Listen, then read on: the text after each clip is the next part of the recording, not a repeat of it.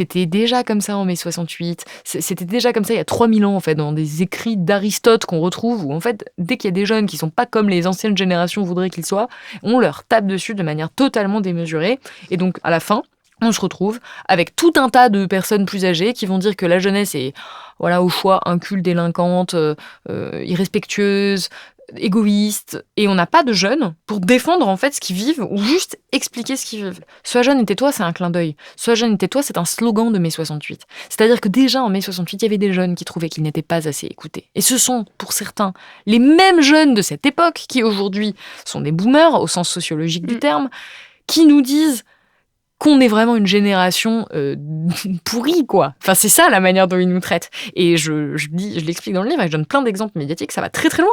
Il y a vraiment des personnes qui se permettent d'écrire des articles en parlant de génération narcissique, en parlant de génération égoïste, qui se permettent d'écrire des livres entiers sur les jeunes qui seraient beaucoup moins bien que les jeunes d'avant. Je pense notamment au livre de Brice Couturier qui s'appelle OK Millennials, qui est un livre entier pour dire que notre génération est une génération décadente.